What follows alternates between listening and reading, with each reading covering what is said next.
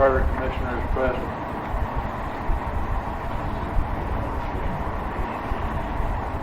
First order of business, be a public hearing. The charter has been published, and we have copies here for you if you desire them.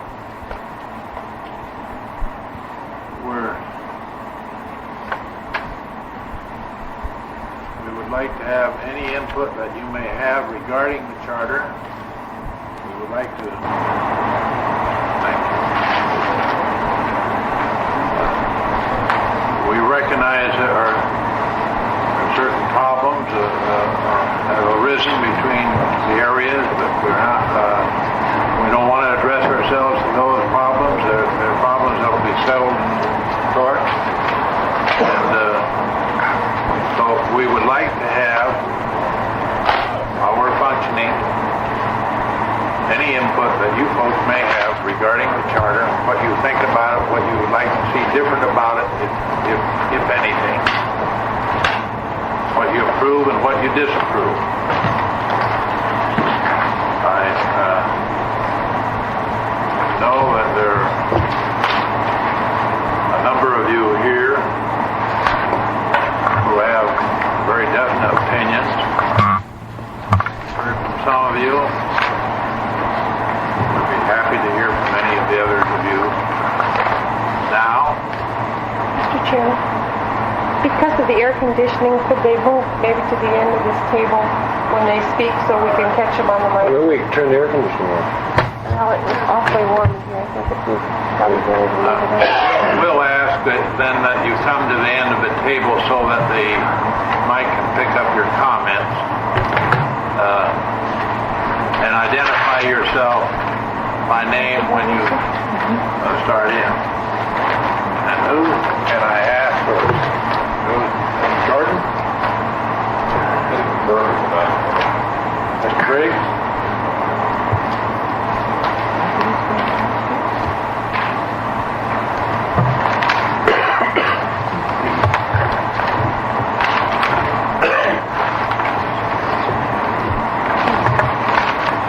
Mr. Chairman,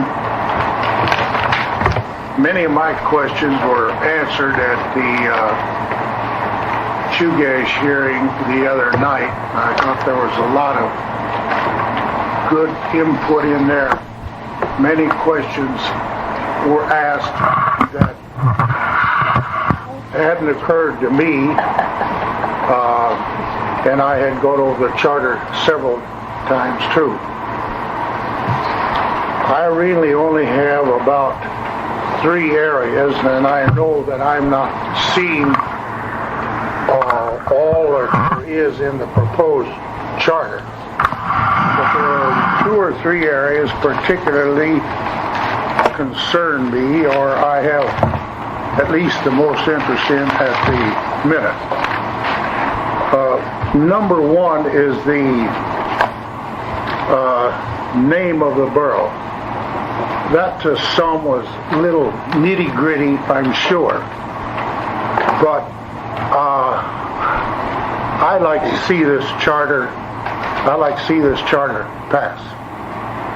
I think a lot of votes are going to be lost, and you're going to lose a lot of interest if it winds up being as simply the name as Anchorage.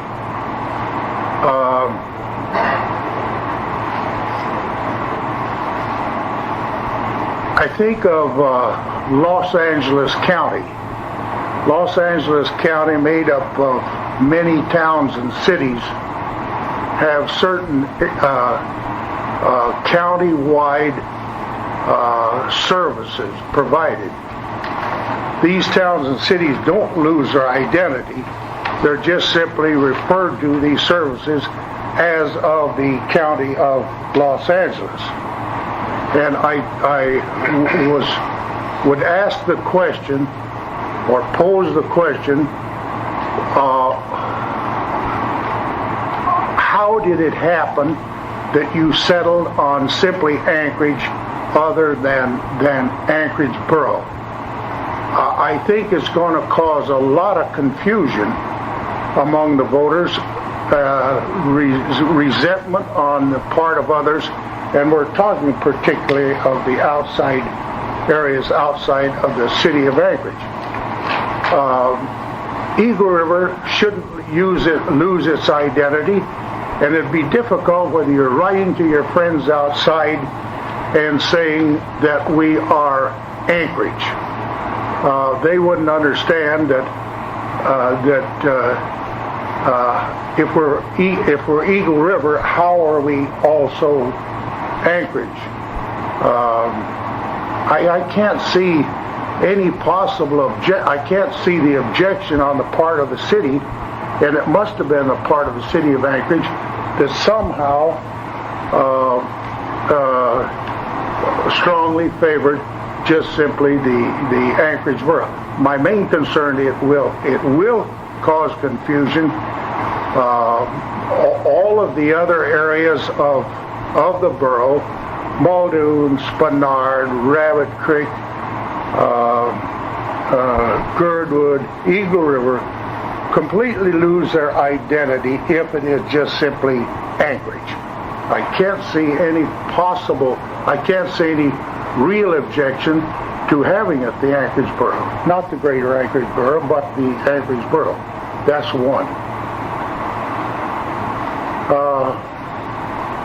Another is, and this is the one, well, I'm going to repeat again. I think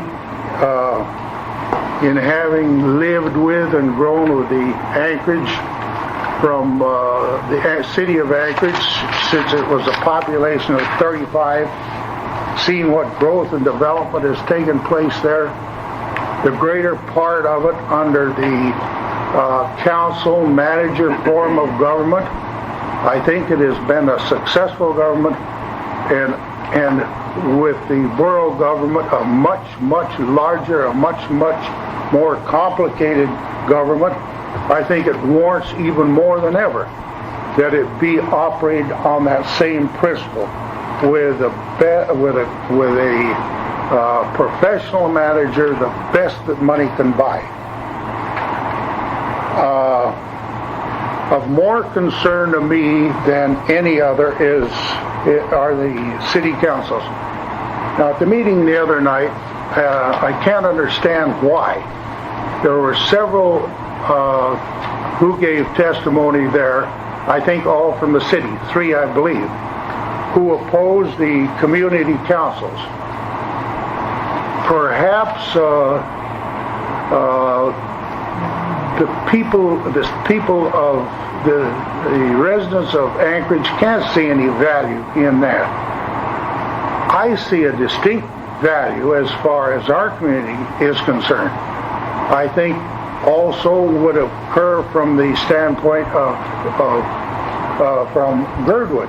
And I think if it works the way that I read that it could be made to work, I think you'd find the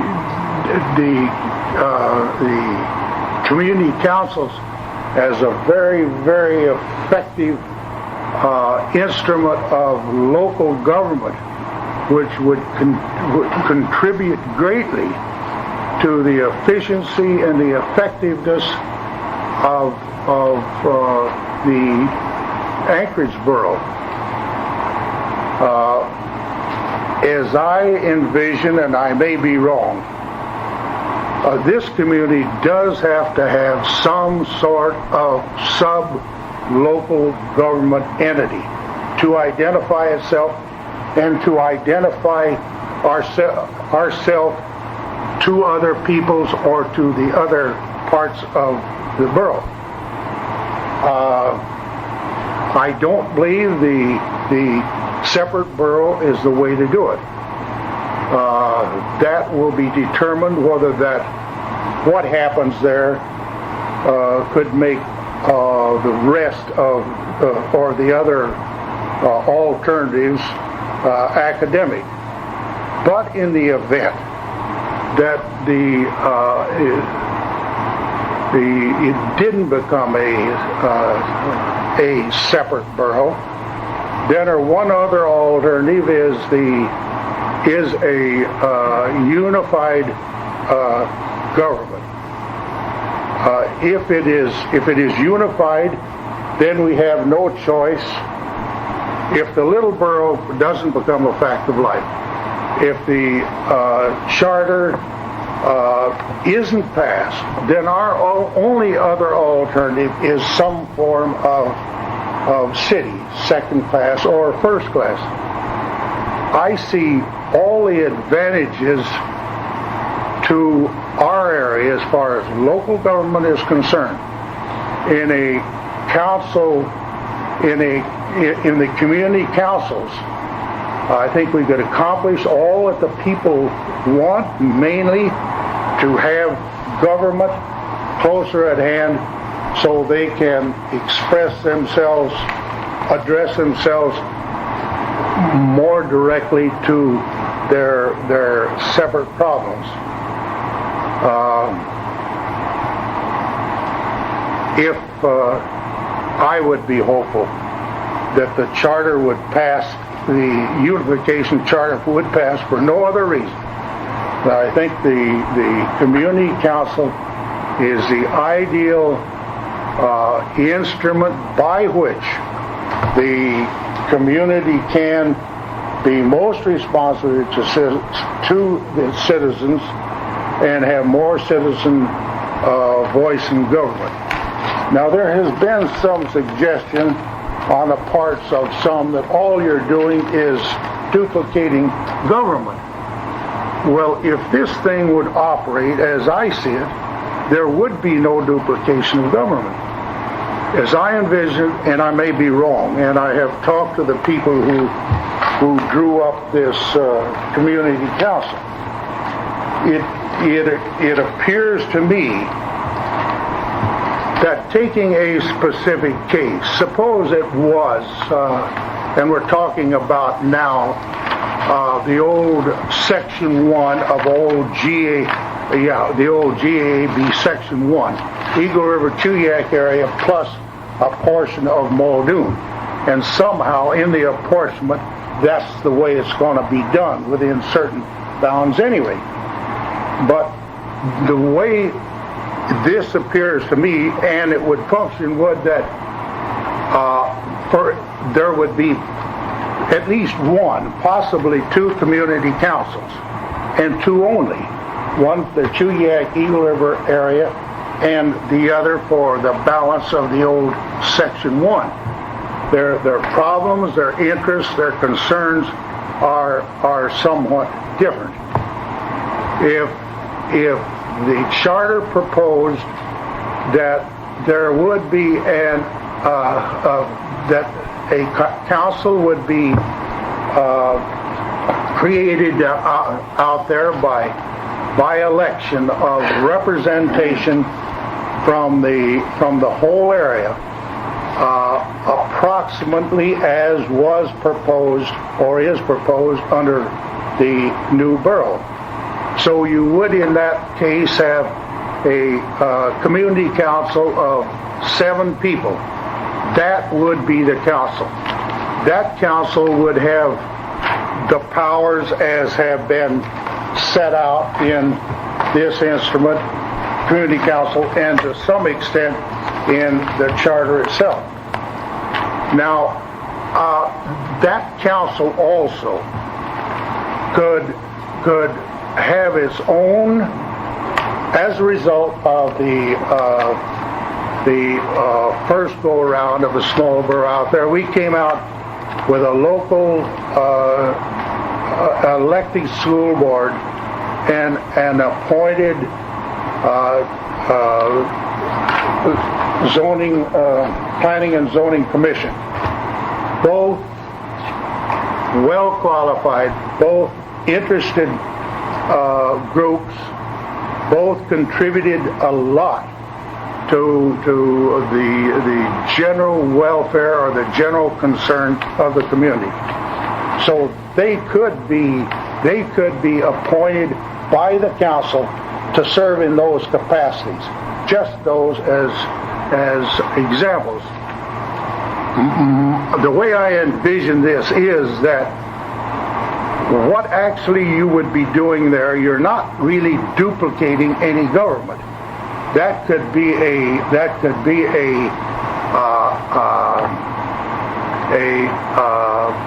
public service as far as they're concerned. I mean, it would be not necessarily hired or paid council members, but at least representing the various areas in this council.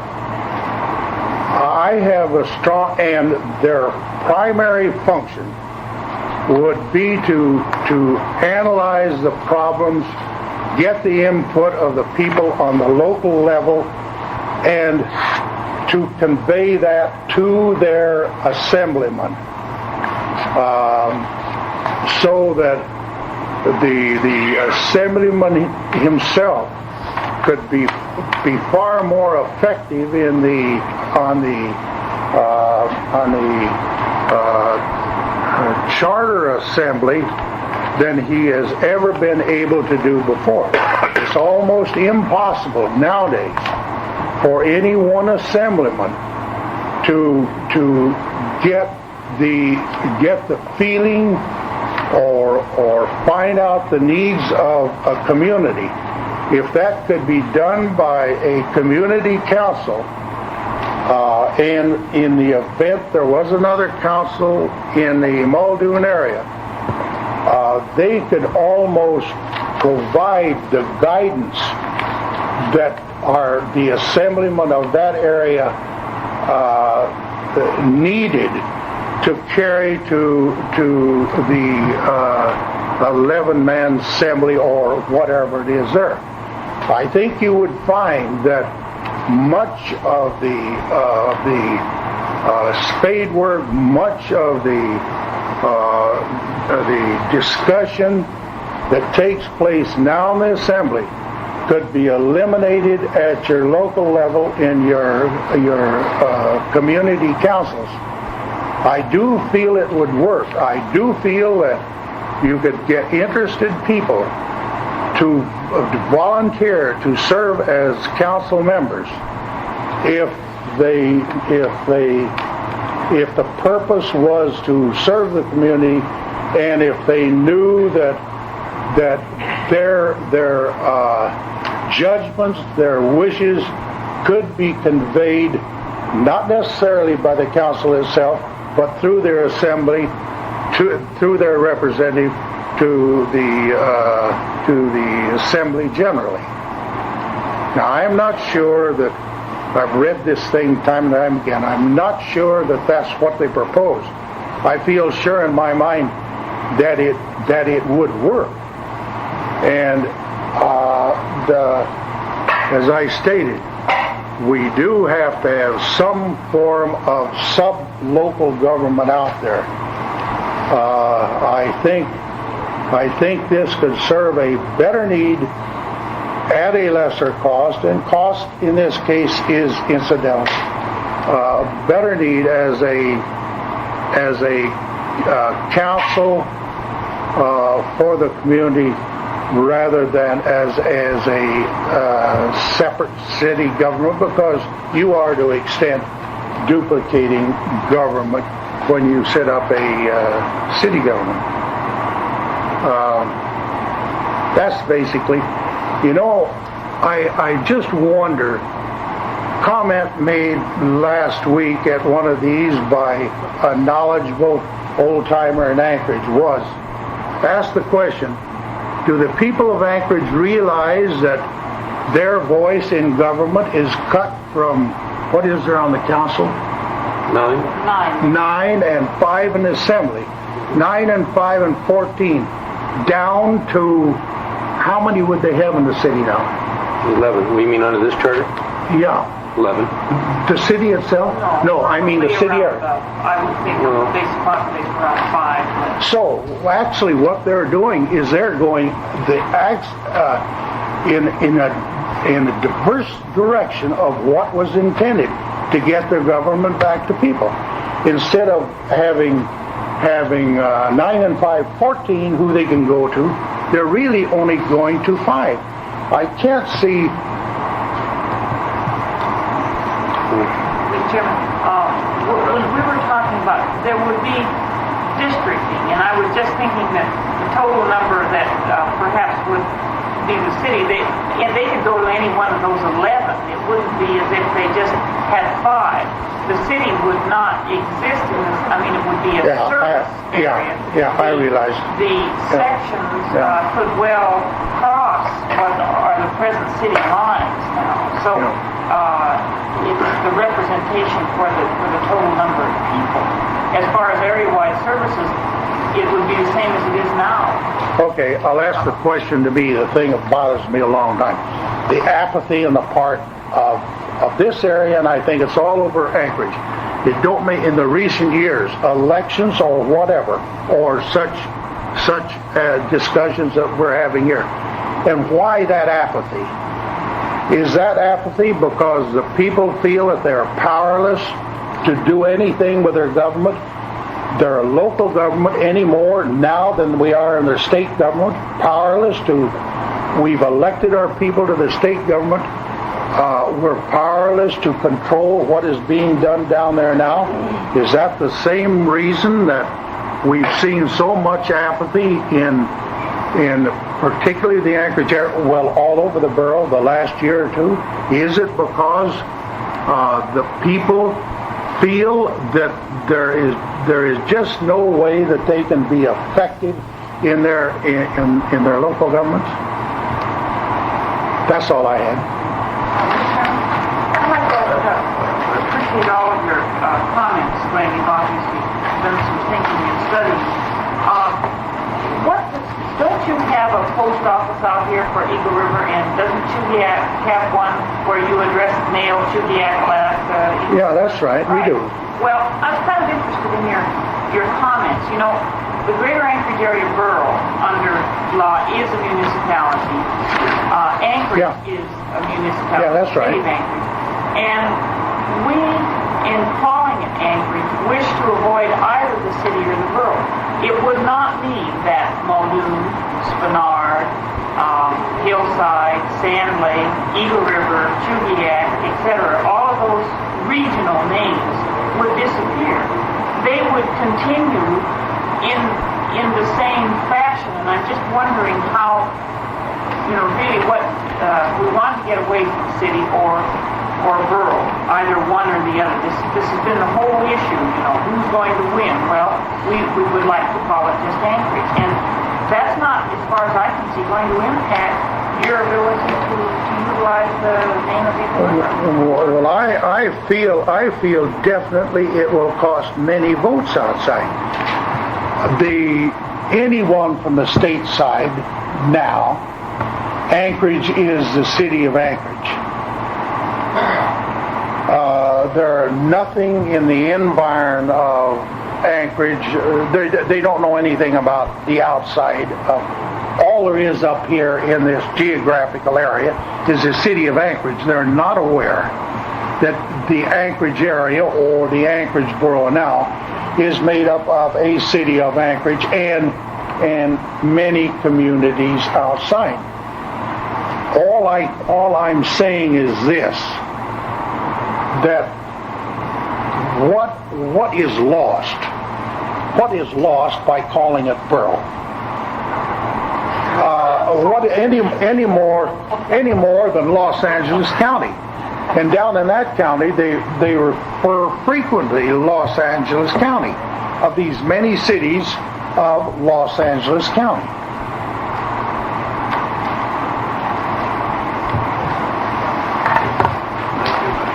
Yeah. Is there anyone else who would like to speak?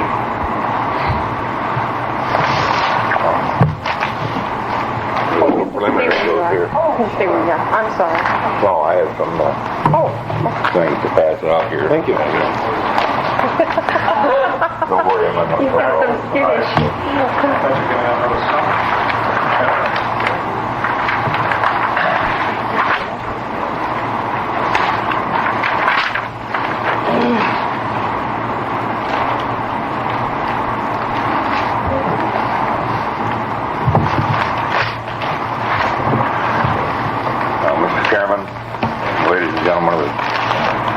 Commission.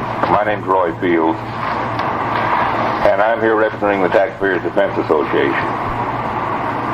I've just passed out a rather bulky document containing some 8 pages of objections, suggestions, and comments concerning the present draft of your charter. From the volume of our comments, one might suppose that we totally opposed it, and that's not true at all. I think it was Article 1 that we accepted without any objections at all. Some of our objections are fundamental. They go pretty deep. Some are matters of construction. None of them are frivolous. We are in earnest, and we beg you to consider our comments in that light. Now, it may be charged by some that some of our comments are mere nitpicking, and I wouldn't argue with that. But I would remind you that the nits we pick today save lives tomorrow. So nitpicking isn't always bad. It's not my intention to go into each one of these recommendations in detail tonight. The time is short, and I hope there are others who are going to testify. I've given you the entire document for the record, and I'd like to mention a few specific items. And if it's the wish of the Commission, I'll be happy to appear at one of the subsequent meetings to answer any questions that may occur in the other parts of it. First, I'd like to give you a bit of background. Our association supported the concept of unification in the last election, and we also supported some of the members of this commission. Some of the others we opposed, of course. But on the whole, I'd say that we're satisfied with the makeup of the commission. And we do not mean to deprecate by our rather bulky comments the work that this commission has done. We realize that you've been engaged in a labor of tremendous responsibility. You've been writing a constitution. We commend you and we thank you for the effort which has gone into it. Nevertheless, we're not in complete agreement. For example, in your preamble, the purpose of the charter is given, and almost the first words are, in order to form a more responsive government. I submit, ladies and gentlemen, that this aim is defeated by your proposed method of election of the Assembly and the school board. Election of the Assembly from 3 4-member districts will assure that the Anchorage metropolitan area will dominate the districts. The outlying rural areas will be underrepresented. A 7-member school board elected at large contributes to the same effect. Members of both these bodies should be elected from small, single-member districts. Elected officials then could truly represent their constituents. Under the proposed plan, it's unlikely that the wishes of the people would even be known to their assemblymen. In addition, the expense of conducting a campaign over a wide area are such that many good candidates would be reluctant to run. And this provision loads the scale disproportionately in favor of the incumbents. Also, the provisions of Section 2.01 and 1410 grant to the municipal government all powers not prohibited by law. Now, this is sort of the reverse of the time-honored way of doing things. The first Congress of the United States, in submitting the Bill of Rights,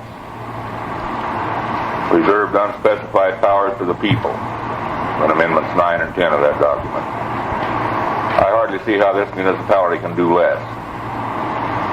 I'm fully aware that the state of Alaska and its constitution reserves all unspecified powers to the state, and I'm aware that the charter of the city of Anchorage does the same thing.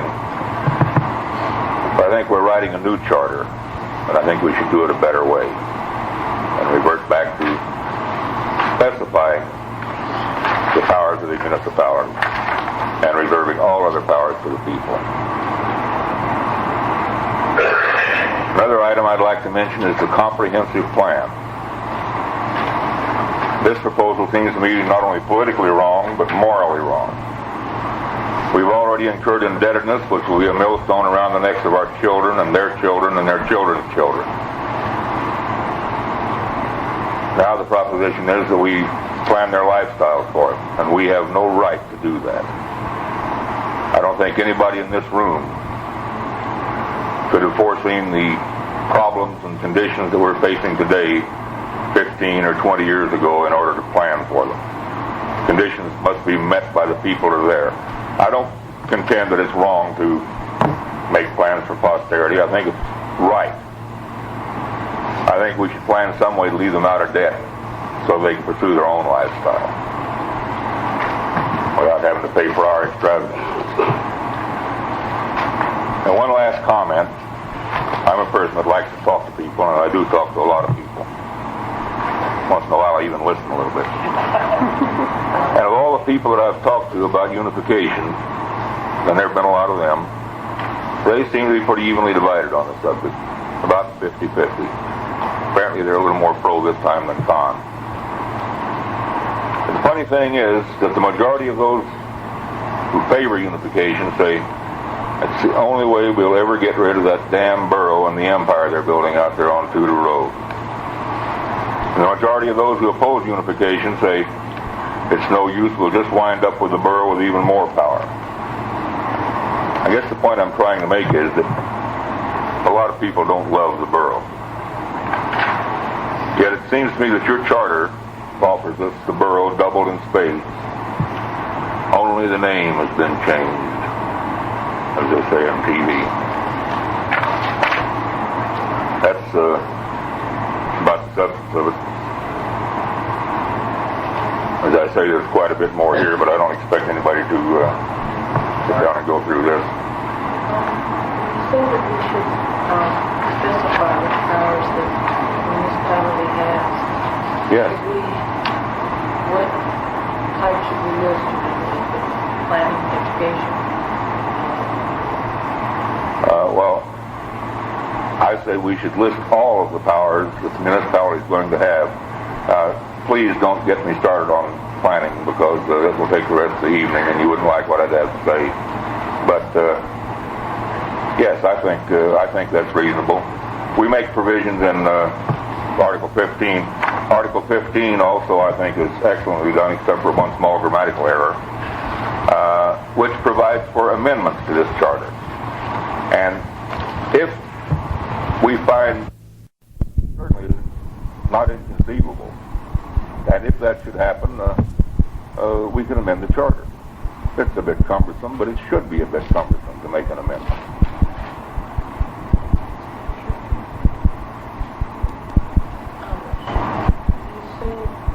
For Article 11, there should be no new tax ordinance about approved by municipal board now. No new tax, yes, no new types of taxes, yes. Like the business. Right. We specified I believe you specified in the charter no sales tax, but I think that should apply to all new taxes. Right. And I also specified in there at one time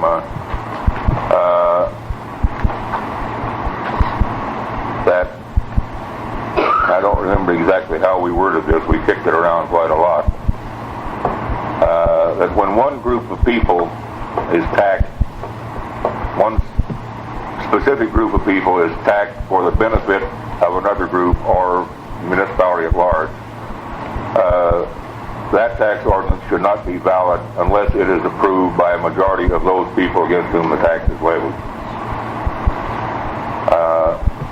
This seems only justice to me. Now, we had a case of this sort of thing here a while back, and of course, none of us objected too much to it because we probably aren't in the hotel business. But we did enact a tax which hit specifically at the hotel and motel owners and their customers.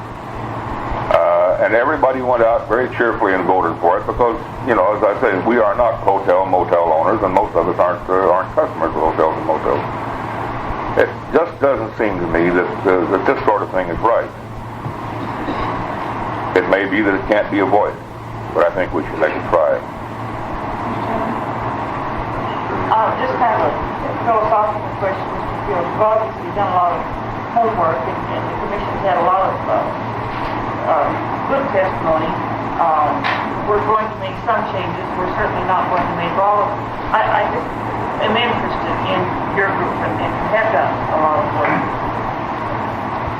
When it gets down to the wire, do you also say take a look at what the existing situation is and balance that against the charter to make a determination whether or not you will support or not support? Is it fair to ask that question? In other words, I would say that would probably be our approach, to take a look at what is proposed in the charter and contrast that with the existing situation and vote on that basis. I would say this, if this were our last chance. At this time, I don't think I would say, as I say, that we have some objections that are pretty fundamental, and I think if we wind up with a final draft with these deeply fundamental things there, I don't believe we can support the charter. We can't really tell this until the final draft comes around. I don't think we should support a charter simply because it's a little better than what we have, when we have a chance to at least one more go around to try to make it even better.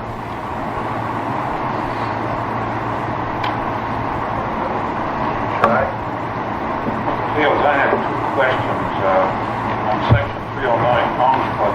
I'm not clear there. Neither am I. Do you favor an office of ombudsman or? I don't favor it when we simply specify that there shall be an ombudsman, and we don't specify what his duties are, what his powers are. I don't. You know, this office of ombudsman is kind of new in this country. It got its start over in the Scandinavian countries, and some of them have had some great success with it. I understand some of them are a little bit sorry with it, but this is neither here nor there. I think, you know, as I say, you can call a man an ombudsman, and that doesn't really mean anything until you specify what his powers and what his titles are to be. This is very evident, for example, in the title of mayor. We have mayors all over this country, some of whom have no power at all, some who have extensive power, some who have veto power over their councils and so forth. Simply calling a man mayor doesn't really tell you what his job is, what his powers are. And I think this is true with this ombudsman, and particularly with something as new as this. I think we ought to, we spell out in here what the powers of the mayor are to be. We spell out what the duties of the municipal attorney are to be. I think it's no more than right that we should do that with this question mark. We don't want a Lord High Executioner. Okay, the other question I had is, who is the Taxpayers Defense Association? Is that connected with Eagle River, or is this something? No, this is an organization about 200 strong. I think most of our members, I'd say 99% of our members, live within the Greater Anchorage area borough. Yes, we have some members in Eagle River. We have a few who live outside the borough, but primarily within the Greater Anchorage area borough. We are a non-profit corporation. We are a non-partisan organization. It's spelled out in our Articles of Incorporation. And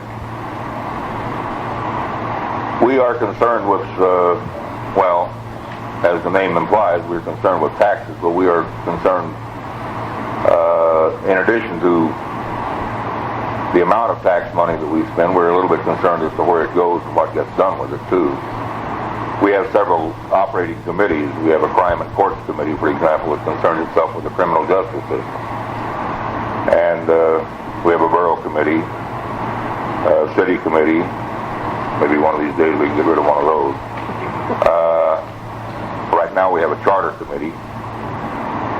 This is the way that we operate, actually. We form committees that look into these things and make recommendations to the membership as a whole.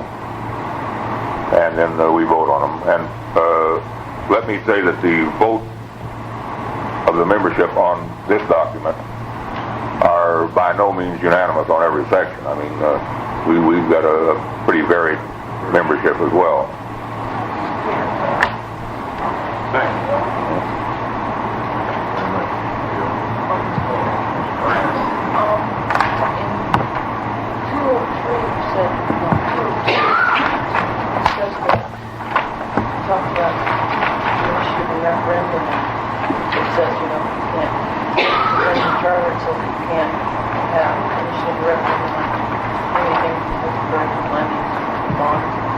Yeah. How would you see that you could put initiative and referendum on the ballot? You know, we have initiative and referendum when you establish budget system. Would this hold up the budgets of the municipality in its operation? There's a blessing. No, I see your point. No, the point that I'm really trying to make here is, if you've ever been associated with an initiative movement, you know that it is a pretty cumbersome thing. It's a big job to get out and get the signatures, to get the thing on the ballot, and then get out and try to get the voters to support it. And there really aren't many things that people feel strongly enough about to do this thing. One thing they might feel strongly enough about is their pocketbook.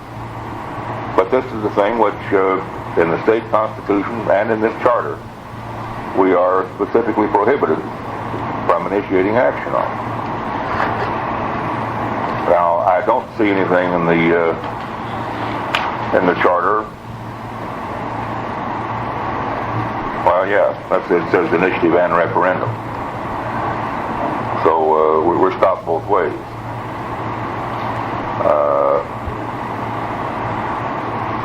It's too bad. The Greater Anchorage Area Borough budget, which came out of the last go-around, I would like very much to have gotten up a referendum against that little ordinance.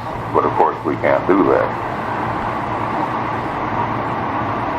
And if we had, it would be even worse, because there's a provision that the budget automatically becomes law if it's acted upon within a certain length of time. So,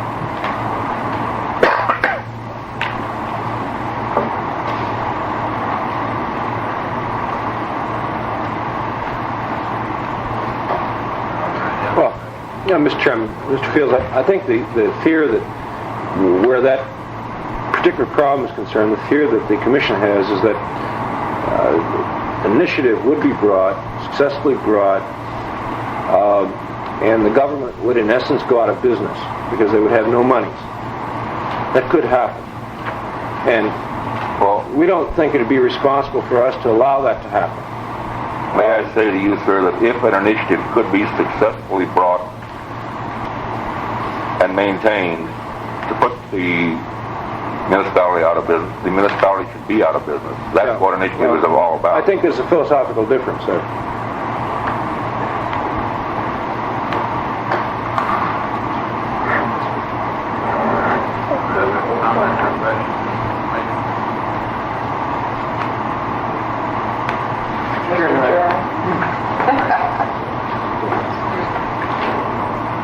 I was interested in your suggestion here that we've had misnoting within the two-member district that it wouldn't take any on a recall petition. Right. You're the first man who's caught that. You're absolutely right. Those poor people could be recalled with no signatures on a petition at all. I've got thought of that little item. I thought Which it was one's funny. that, Mary Ann? Seems sort of unfair. 3/4 of the way down the page, all right. On what page? First one. Why should some elected officials face recall under less restrictive rules than others? Remember, we had it in relation to the mayoral election, and on the two-man district in the mayoral election, there are no assemblymen voted in. Therefore, There are no votes cast for that office. and he's absolutely right. I hadn't noted that. I want to congratulate him. He caught us with a We did a little with homework. an omission that we sure hadn't seen. That's why we have public hearings. You get too close I to want it. to thank you.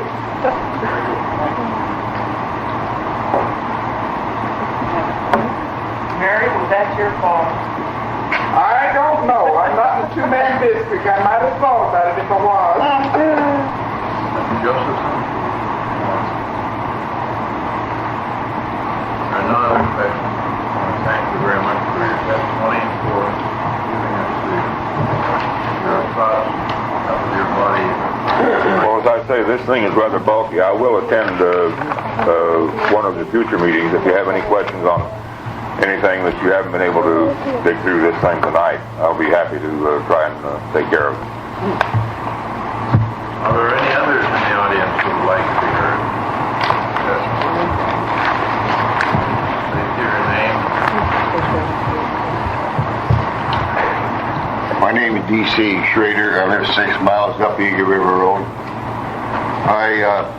Speaking on the charter, I, for one, really hope that it gets voted down. I'm not for a unification of the government. And I strongly would speak against these community councils, because we're going to have more bureaucracy in our government. We got the assembly, and then we have the councils, and where you can see it'd be another little clique working. And the little guy that lives way out in the boondocks, he just don't get it to get in to speak on this. I think that by having just an elected assemblyman, at least that man get to speak to the assembly instead of going through a little clique to go to the assembly again. In fact, this whole charter, I believe by looking at it, we should elect a king and leave him pass it down to son. Get away with all these elections we have in all the time. Leave him have that power. Pass it on to son. Probably run a good efficiency government. And I myself, I'm not for the borough. You probably understand that, or probably got that feelings I'm not for. And as far as the city, but I would like to see it operate like it is. I admire the city of Anchorage myself, for I believe they have an efficiency government. I can't say that on our borough. So I myself, if they talk about duplication of services, I like to see competition between these services. We can see what the city does and what our borough does, and you can see where your tax dollars are being misused. And one of them would have to come up with the other and to get efficiency government if you got a little competition. If we have a unified government, holy God, I'm afraid what would happen. You never see what, just the balloon will go big and she'll never burst, I'm afraid. It just keeps bigger and bigger. So this is why I'm against unification. I'm strictly against these community councils. Because I, for one, believe that the little individual lives it out in the areas should come and talk to that assembly and not go through a community council, because the community council be elected and the majority of the people living to a little bit metropolis area will control that whole area. I saw it in the Eagle River Fire District. I live at mile 6. We never had public hearings, but the vote went in on there on that fire district. We couldn't outshoot it where I live.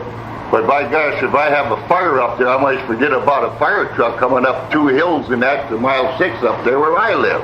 But I'm paying that taxes like the guy downtown is paying downtown Eagle River. This is not equal. I don't think it's equal. That's what I'm scared of, a unified government. I don't think the little guy's got a chance to speak against when you got a little bit metropolis going here and there. This is why I'm against this community council, the whole concept of it, because I don't think the guy's going to get the fair share, and I strictly don't believe that anybody should be elected at large, school board or what. I don't believe they should be elected at large. That's about all I have to say. Like I say, I'm strictly against the charter. I'm against unification, but I'm still believe in my government. So I'm not against my government, I'm just against the unification. Thank you. Thank you very much. Any questions? Are there any others in the audience who would like to be heard?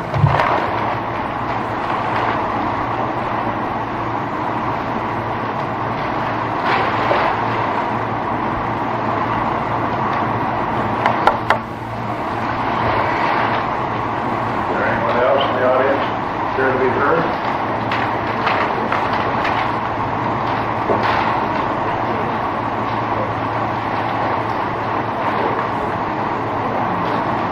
Please give us your name. Name is Melvin Porter, and I live in Spanard. I just happened to be here, but since nobody else wanted to speak, I hated to see you people go home empty-handed. Well, I was being kind and leaving you folks alone.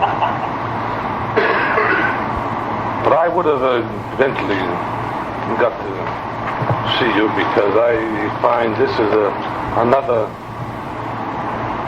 failure. Unfortunately, you people have written a rewrite of the first two, and they're going to fail. I can guarantee you a 2-1 defeat right now on this thing. And I hate to say this because in the last few years I have changed my attitude on unification. There was a time when I fought it very strongly and very hardly, and I'm sure that some of you know this. I think the time is getting closer, and I think some of you feel that it is, and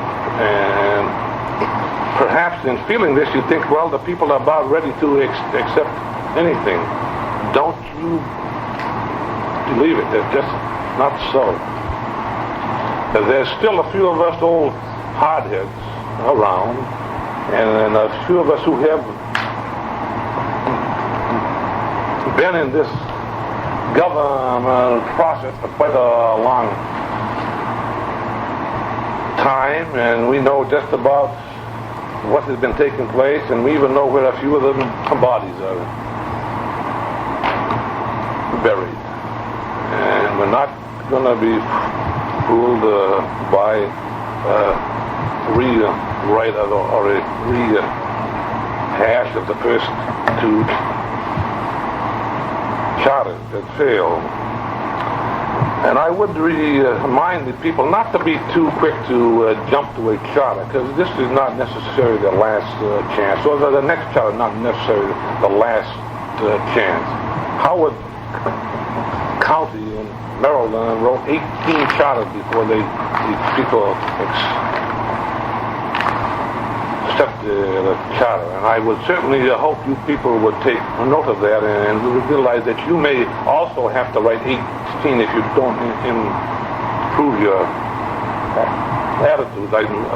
Maybe attitudes isn't the right word, but at least what you put on here.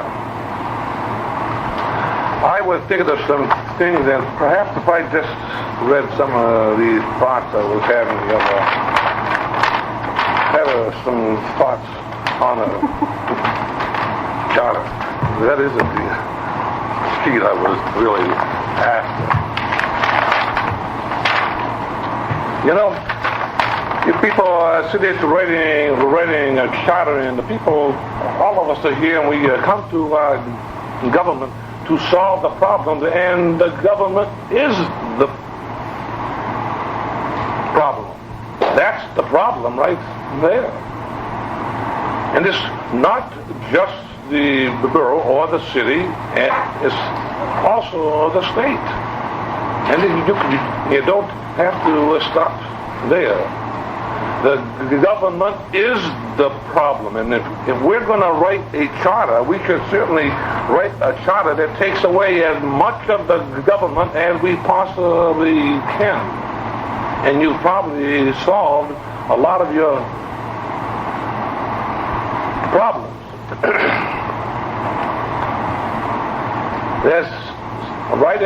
Now there's something like 14.5 million public employees in federal, state, local government. From the way some of these people speak, I think that they feel that maybe our borough has half of them, but that's not quite true. But we do have a lot.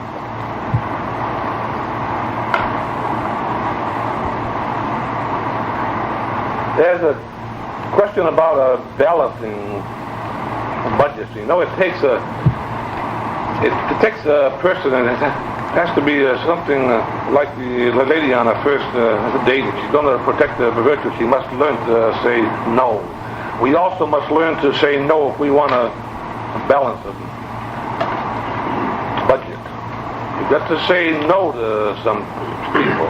We just had a case last week of the zoo. Now, I don't know a person that doesn't like zoos, but the question of zoos was voted down by the people twice. The people voted they did not want a zoo because they couldn't afford a zoo. But now the zoo was started, and you can't let these animals starve.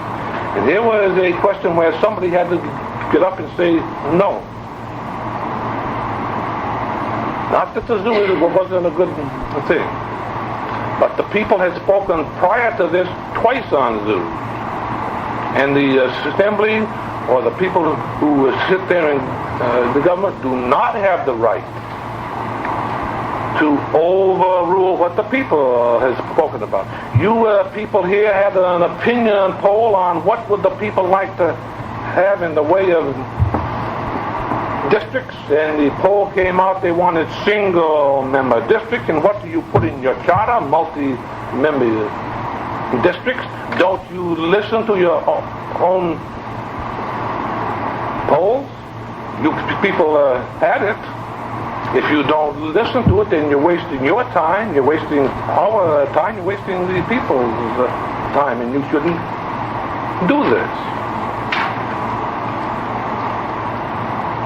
We have a problem on budgets. Everybody has a problem on budgets.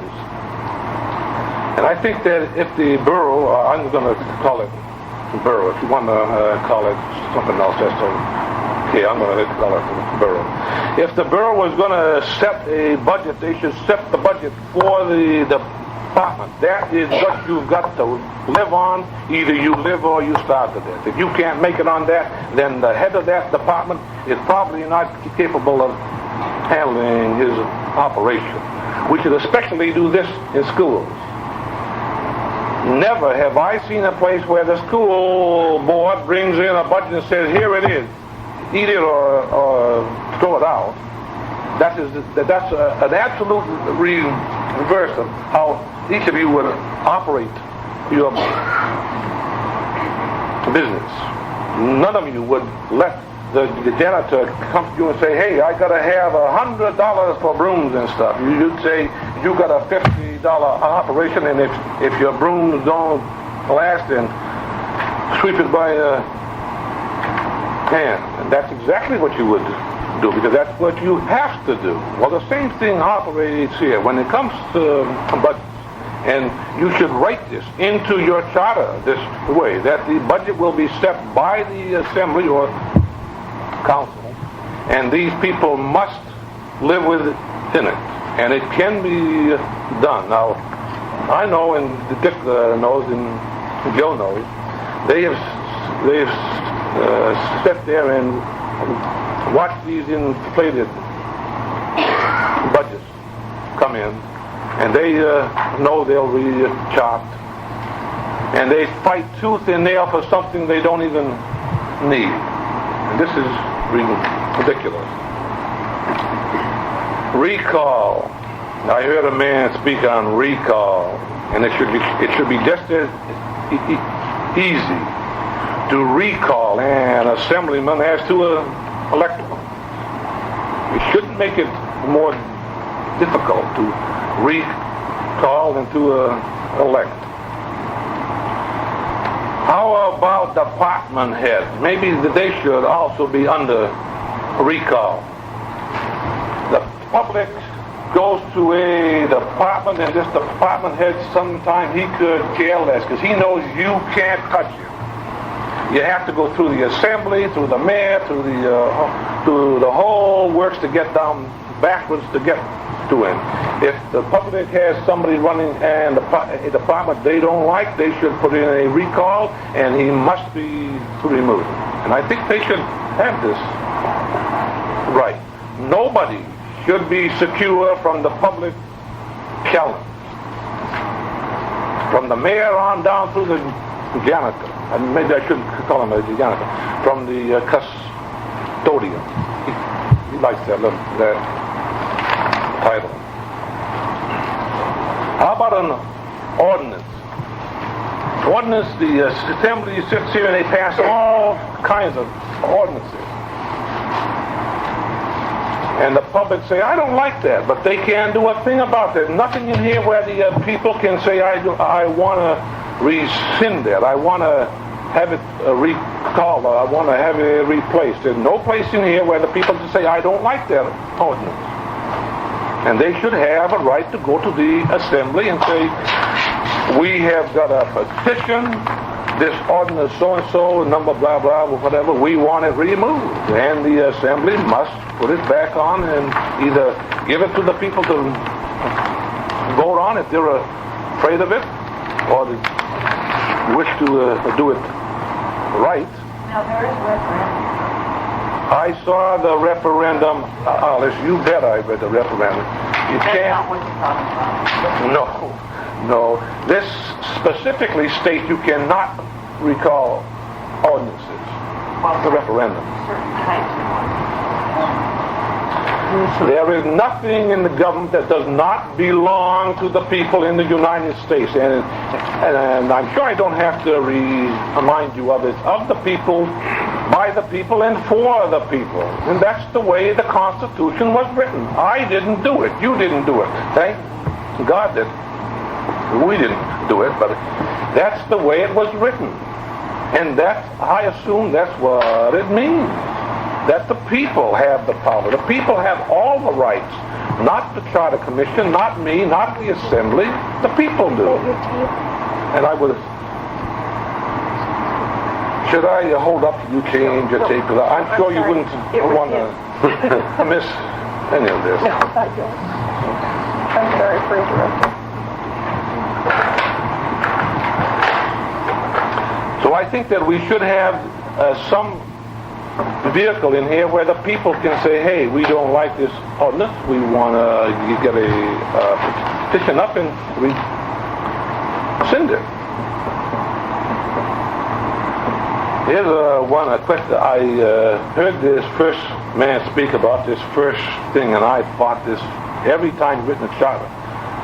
The municipality may exercise all legislative power not prohibited by law, and that forces a charter commission to write a negative charter if they want to give the people the rights.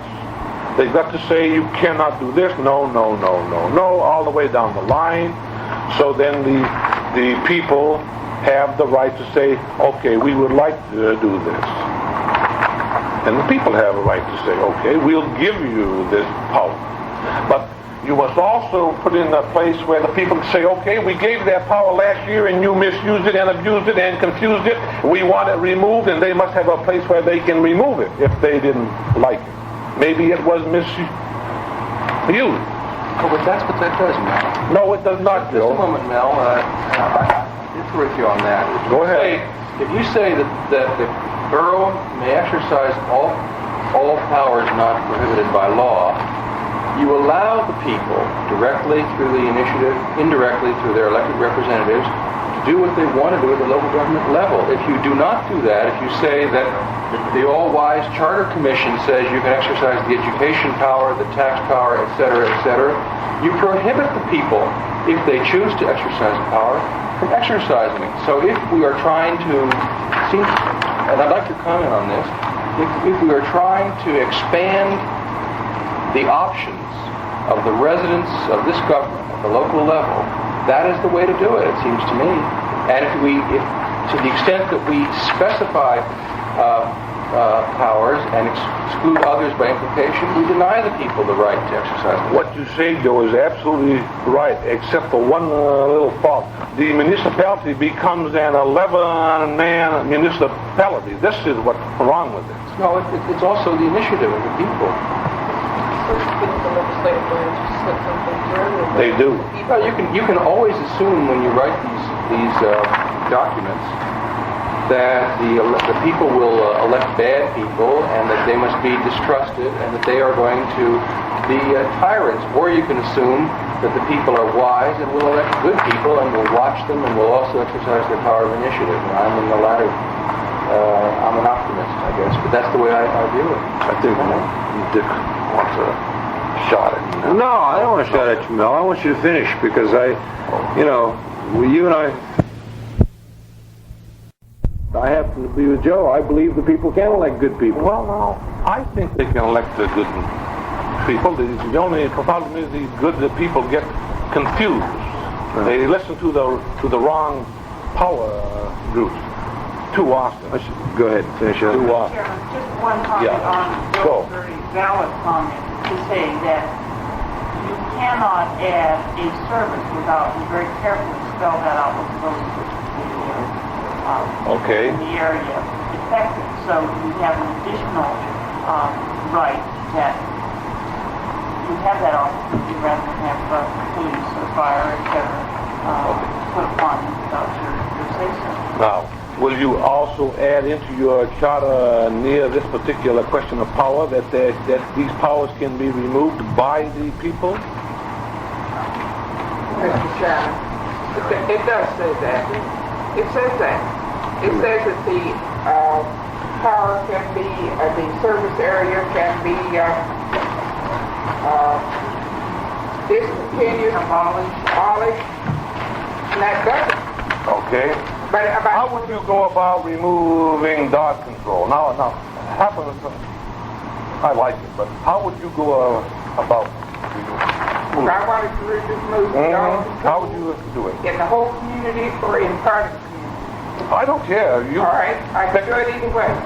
All I have to do is to go down to the assembly and ask them to put that the proposed area on the ballot. If they agree to put it on the ballot, then the people in that area can vote it out.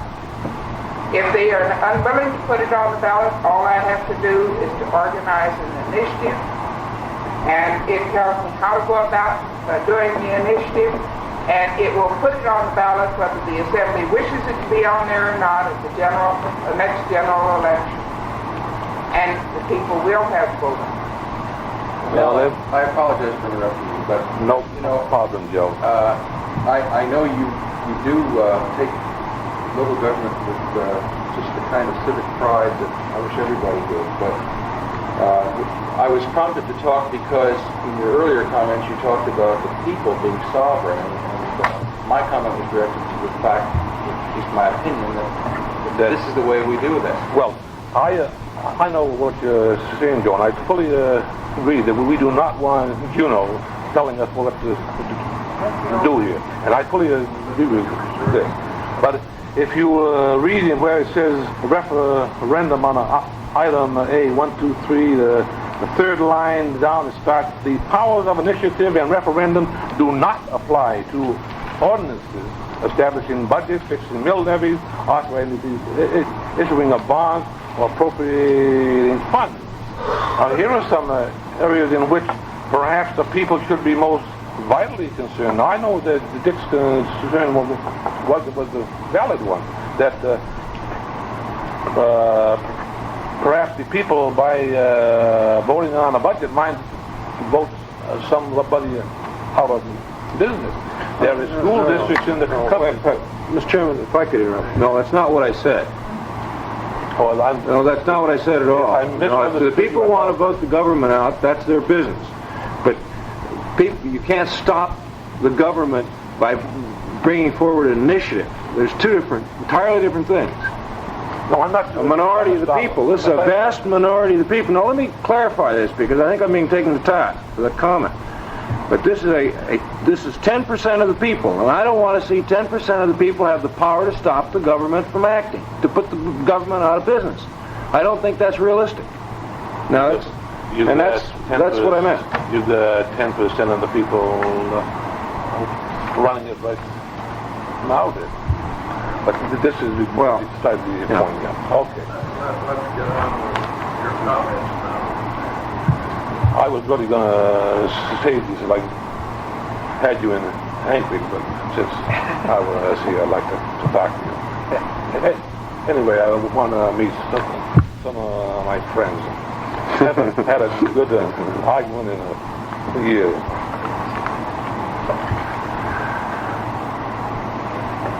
I made notes here, and I was just trying to run down through them. I was waiting on you. Speak louder, please. I can speak loud enough they can hear me down in Juliet or the river, but okay. I was really just mumbling to myself. Okay, we had the thing in here about something about the percentage of voters it takes to something on recall. And you put on 25%, but I noticed that someplace you would put the percentage lower on something else was only 15%. I can't remember it, but I think we should take a real good look at that recall area, though. I think it needs some work in there. Don't make it more difficult to recall a man than to elect him, or a lady. I don't want to do the ladies and get the women to live on me, but and I did speak about the department heads should perhaps also be under this recall action. Now, somebody said, well, they should have some security in their job, and I can appreciate that. Maybe they will. They shouldn't be afraid to act, but I would think that anybody who's acting for the common good wouldn't be afraid. Mr. Chairman, I would like to mention here, look at that section 203 now, down there toward the end of it. It says it only takes 1/4 of the voters that elected him to put him up for a possible recall.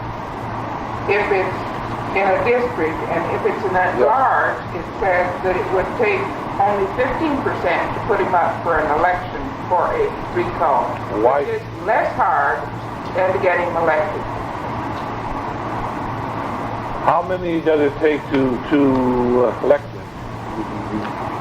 Some of our people. It's a fourth of the number that it took who cast ballots for that office in that district at the last regular scheduled mayoral election.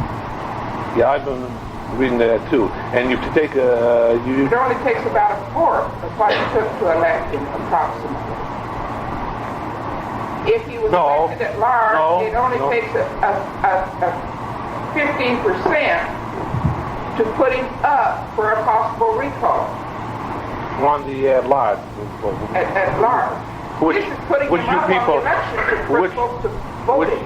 Which you people are planning to change, I'm sure, the large voting.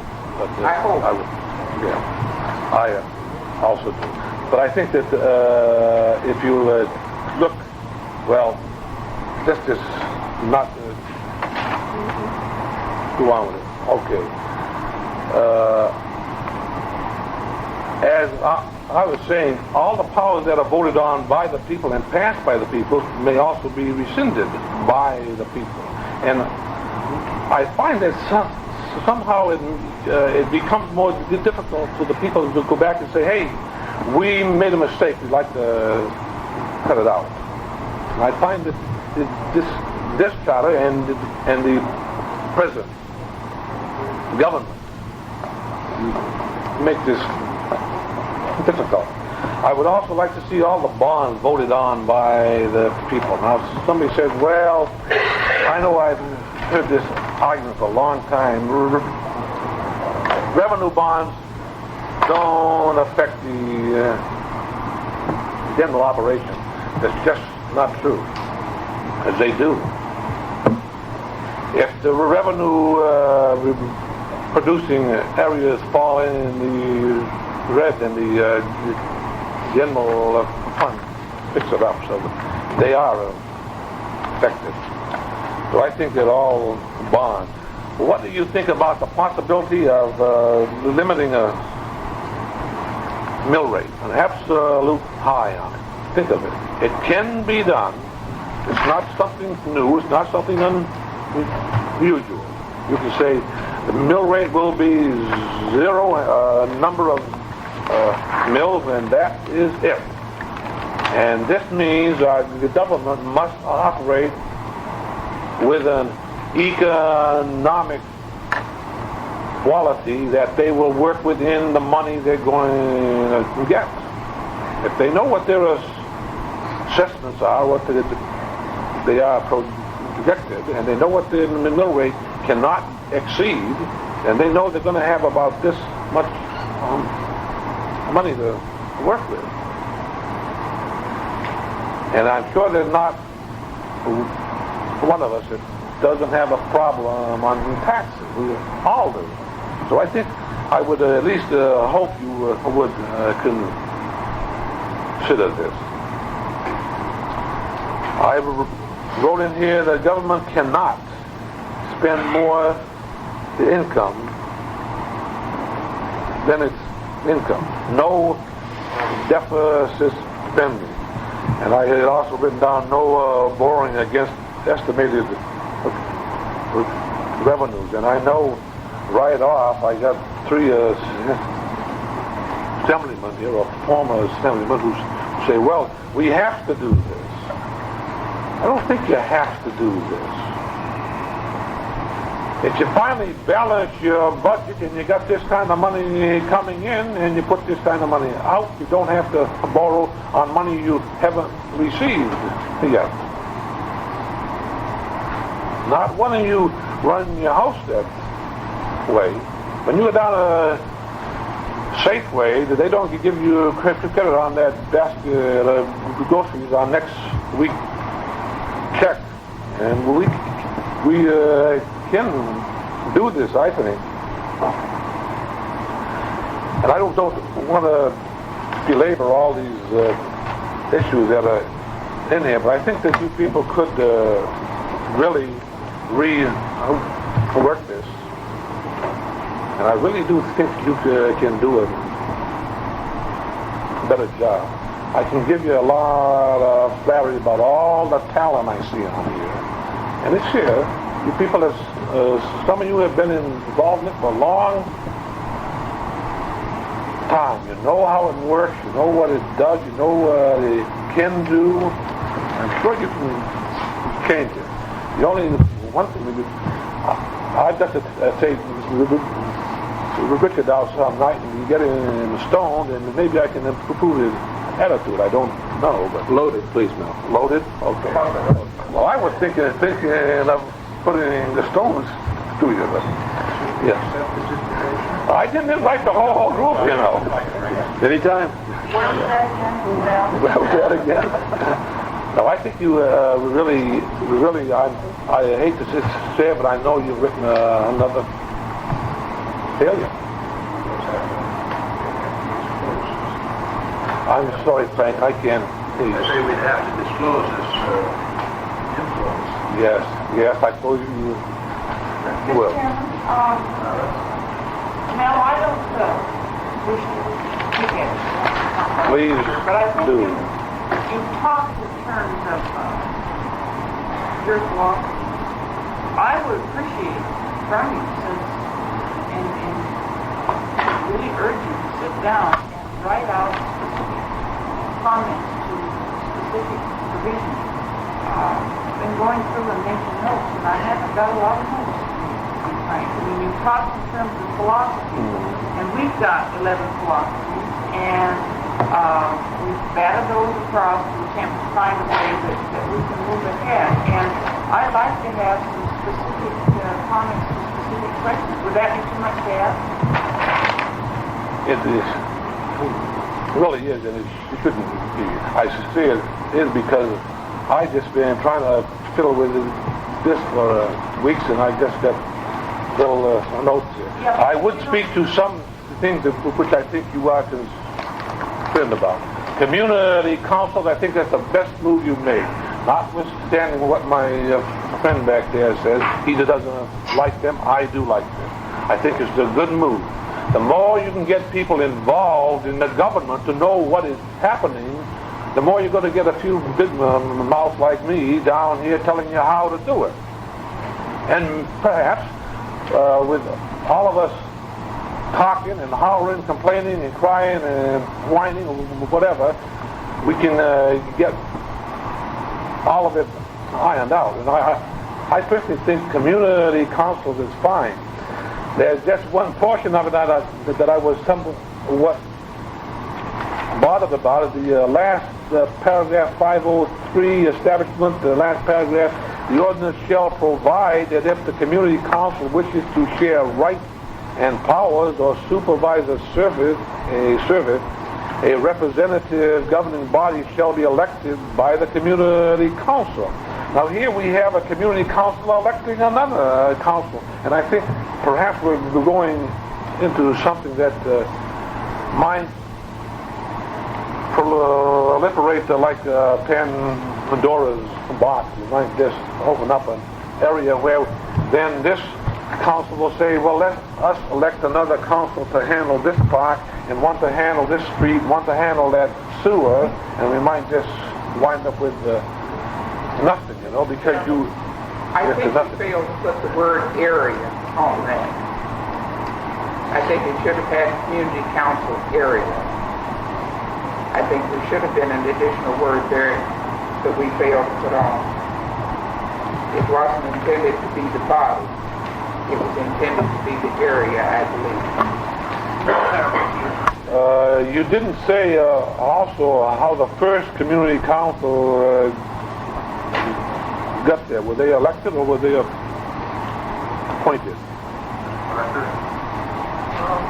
The legislative body, I think, this section from what usually a community council is formed by people living in the area, and they get it if they want to form it, then they do. But the part where we have the representative governing governing body shall be elected by the community council to supervise the service. As in state law, it states that if people want to supervise a service in an area, that the legislative body can either appoint or elect, have the people elected in the area. And so that a community council, if they want to supervise the service, so that certain people don't take it over and, you know, supervise it the way they want and not the way all the people want, supervise them, supervise the elected. Please, I don't know if you remember their names. Somewhere you were philosophy, and I'm sorry. Maybe I'm not too right, but I'll try. You said the legislative body will decide whether to elect or to appoint the first council. This is what you. The first people that supervise the service. Or this community council. I like the idea, but I think they should be elected. I think to the assembly. Yeah, I think that they should be elected. Why don't you people run in there, the elected? Don't let the assembly do it. Okay? Thank you, Dick. That solves that problem. Now, the last paragraph. Is this community council also going to elect another one? I don't think they should. I think we should have just one of them. It's bad enough having to chase my assembly around to holler at them without a lot of people to get. No, I think Mary will answer that. Perhaps a word left out there.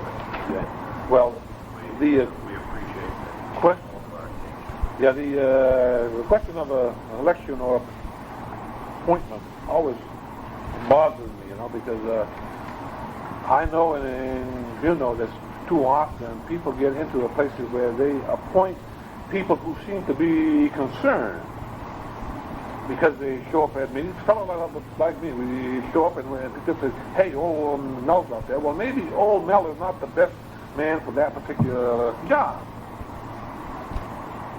And perhaps old Mel really doesn't want it. Maybe he's getting tired.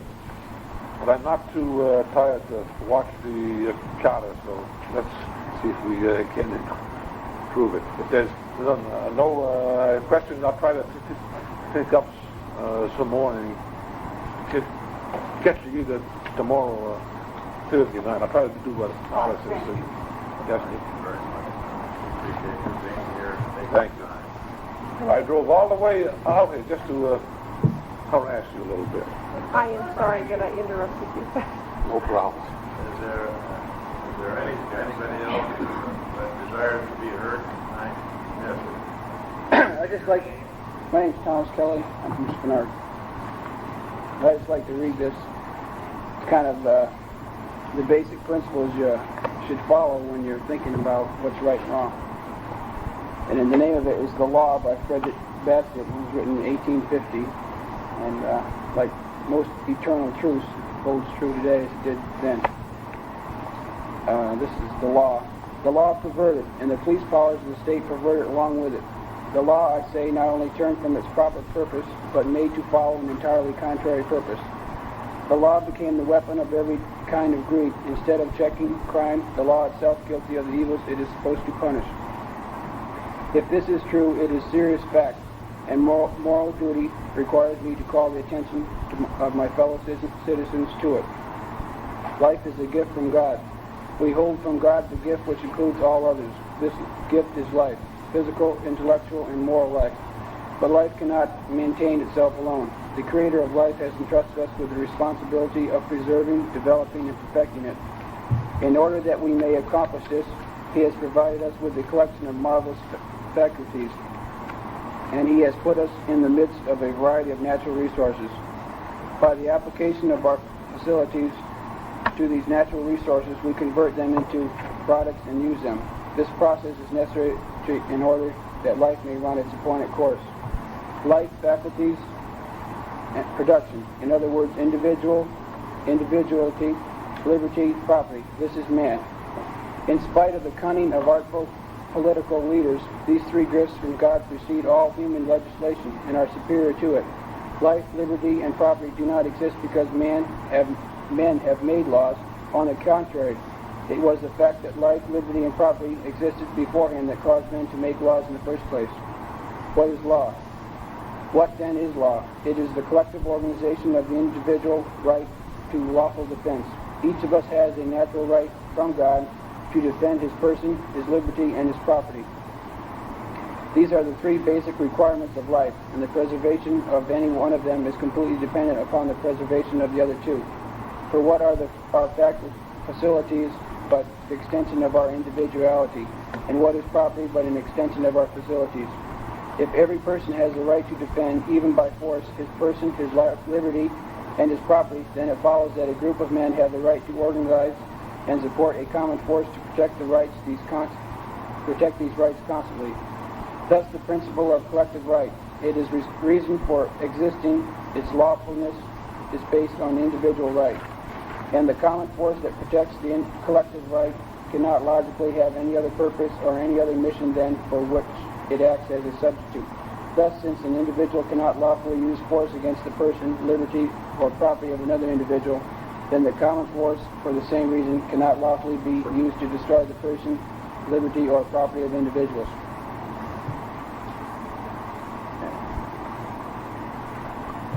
The law defends plunder, but it does not always do this. Sometimes the law defends plunder and participates in it. Thus the beneficiaries are spared the shame, danger, and scruple from which the acts would otherwise involve. Sometimes the law places the whole apparatus of judges, police, prisons, and gendurans at the service of the plunderers and treats the victim when he defends himself as a criminal. In short, there is a legal plunder. How to identify legal plunder? But how is this legal plunder to be identified? Quite simply, see if the law takes from some persons what it belongs to them and gives to other persons to whom it does not belong. See if the law benefits one citizen at the expense of another by doing what the citizen himself cannot do without committing a crime. Then abolish this law without delay, for it is not only an evil by itself, but is also as a fertile source for further evils, because it invites reprisals. If such a law, which may be an isolated case, is not abolished immediately, it will spread, multiply, and develop into a system. Perhaps the politician should ask himself whether this state of affairs has not been caused by old conquest and looting, and by more recent legal plunder. Perhaps he should consider this proposition: since all persons seek well-being and perfection, would not a condition of justice be sufficient to cause the greatest efforts toward progress and the greatest possible equality, what is compatible with individual responsibility? What not this be in accord with the concept of individual responsibility which God has willed in order that mankind may have the choice between vice and virtue, and the resulting punishment and reward? But the politician never gives this a thought. His mind turns to organizations, combinations, and arrangements, legal or apparently legal. He attempts to remedy the evil by increasing and perpetuating the very thing that caused the evil in the first place, legal plunder. We have seen that justice is a negative concept. Is there even one of these positive legal actions that does not contain the principle of plunder?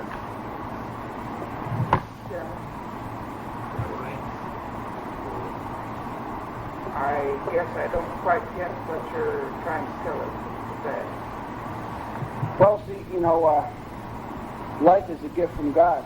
Are you suggesting that we should not have laws, or that we should not have government? No, the idea is what is law? What sort of plunder are you thinking that we're proposing with this charter? I don't get the No plunder. There should be no plunder. Well, I agree that there shouldn't, but what is the application to the charter that you're trying to tell us from this reading? Well, like I say, what then is law? It is the collective organization of the individual right to lawful defense.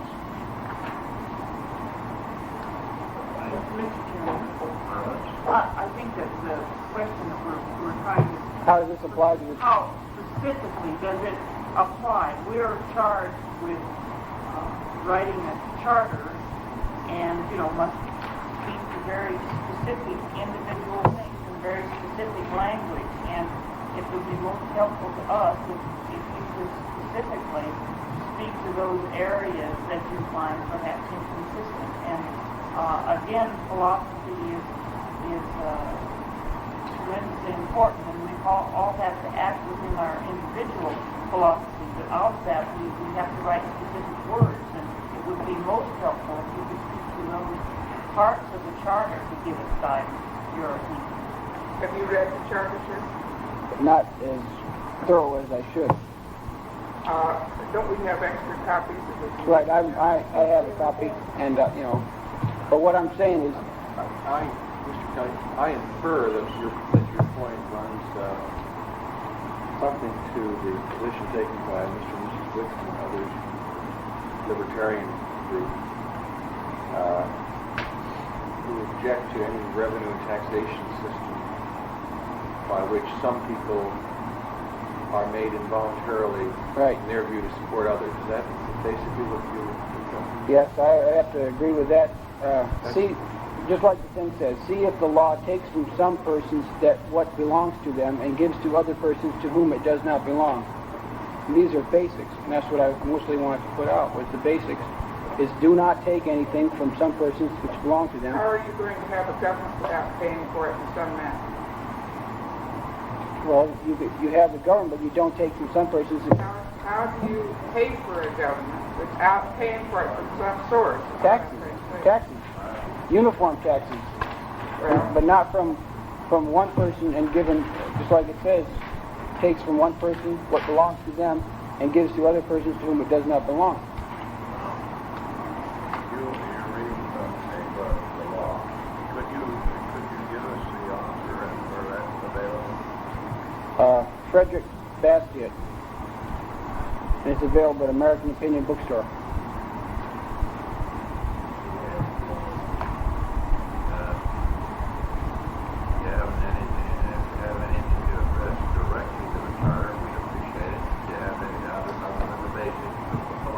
Right. That one section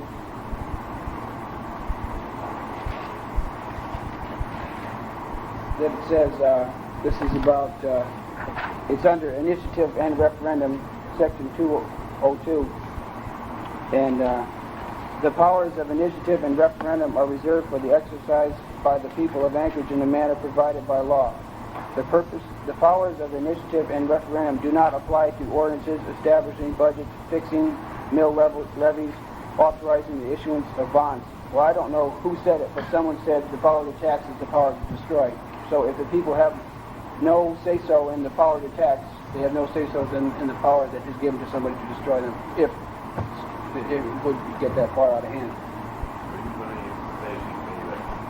The people should have everything. Because the purpose of this chart, this is a constitution, we the people, so it should be by the people. Everything in it should be by the people with the people's consent.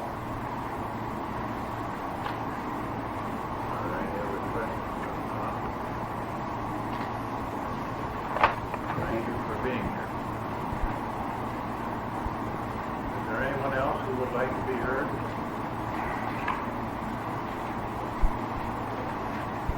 Well, my name is Leonard Nugent. I live down here in Birchwood. Ladies and gentlemen, Charter Member Persons, I suppose I should call you. I am opposed to unification, 100%. The reason I'm opposed, I still don't recognize you as a charter commission. This area voted out here to become its own borough, but you've been tucked away from us, and they never set up no commission for us to study that fight with. In fact, we can't hardly get things to fight it with now. We're lucky that we're even surviving. And, you know, by the same token, I think that the people paid you.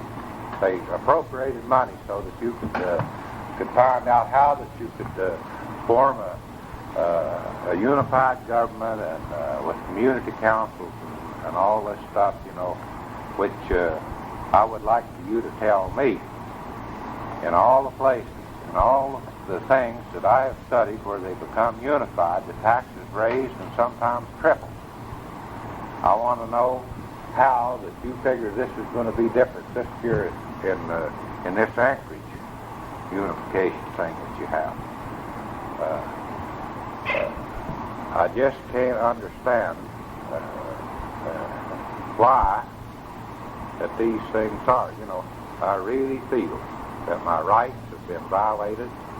I really do, and I really feel that we have been left out for a long, long time, and I feel tonight we are left out.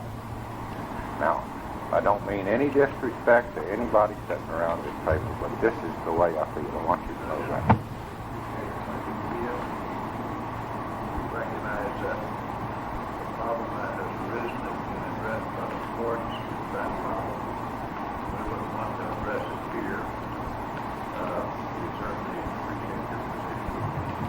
And if there are any questions,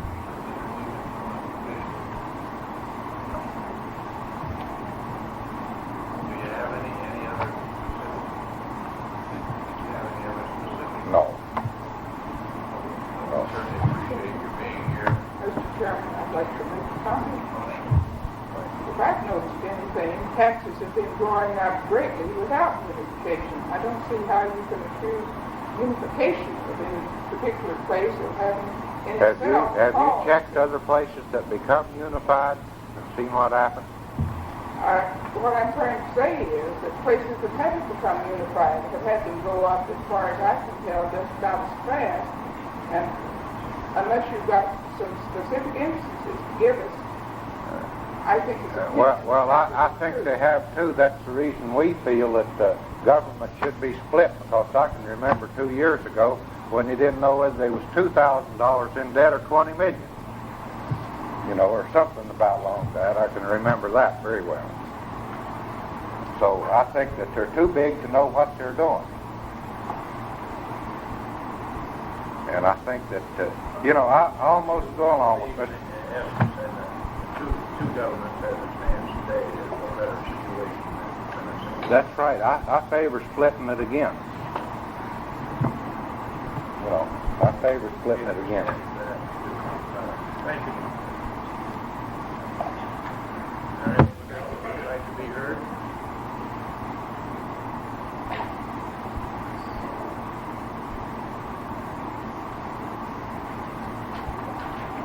No others who would like to be heard? We'll close the public hearing.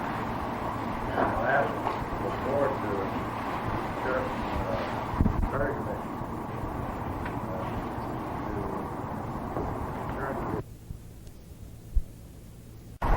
There are two items that I'd like to bring up under new business. Retention of a financial consultant to determine basically the answers to some of the questions we may have, and probably will have, regarding the disposition of the probable mill levy in the various districts, and also perhaps the effect of the distribution of the assets and liabilities. It was my intention, the Traffic Commission has no objection. We have had several quotes as to rates. The rates are similar with everybody. And my intention to go ahead and discuss this in detail with Pete Marwick and Mitchell, who are the consultants for the city and for the borough, and see, and if we can get any kind of timing on it, go ahead and get the process underway. Any objection from the commission, or if you have any other suggestions, I'd like to hear them. Chairman, did Dick Fisher ever discuss anything with Ernst & Young? I did. Huh? I did. You did? Yeah.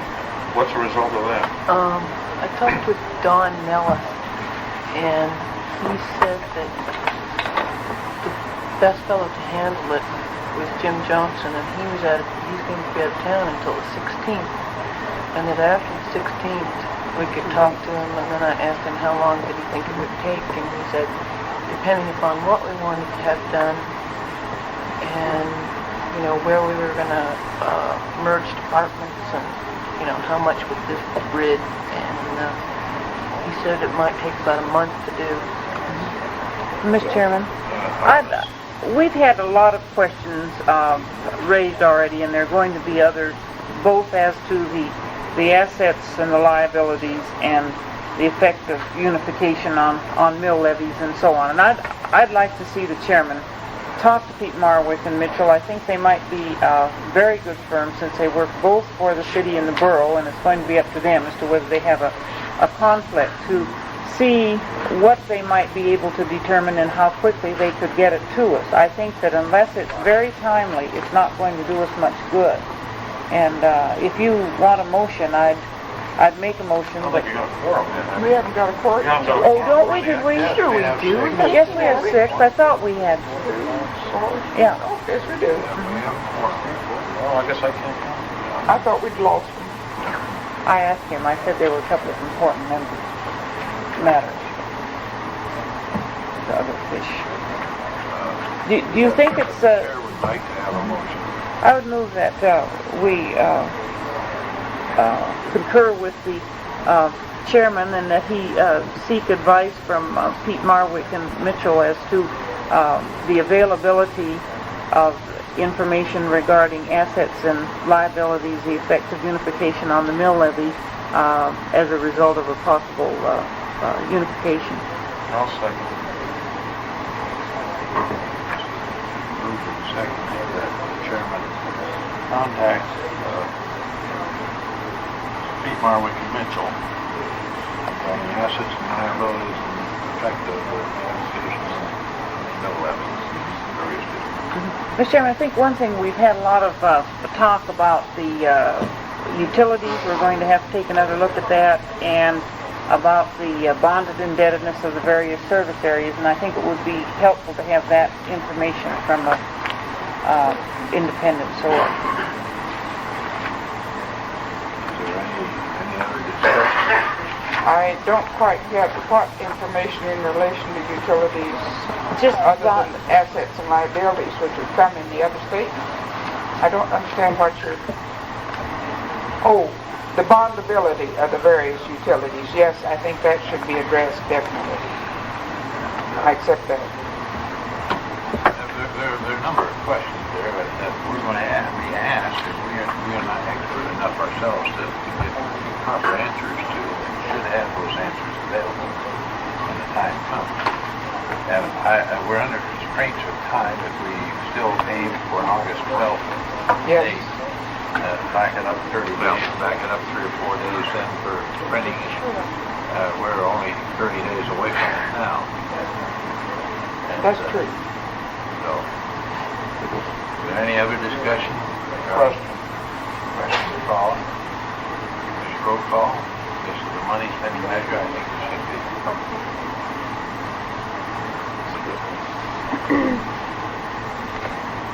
Mr. Chai? In favor. Fisher? Brony? Yes. Josephson? Yes. Parker? Yes. Reed? Yes. Sturgis? Yes. Now, go on to the second item. We have a letter from our executive secretary, Abby, resigning owing to the fact of lifelong ambition being met by getting him to work with the University of Alaska alumni director's position. We have, I've already told me this Saturday, I think it was, Friday afternoon, and we've already interviewed one person. I think that, and I have made some calls on it. I think I asked Arvis and Sherry to interview her, and I made a couple of calls, background calls. The gal's name is Ann Stone, and just excellent references. Does she check out well? Very well. Who'd you talk to? I talked to Lauren Lonsberry, and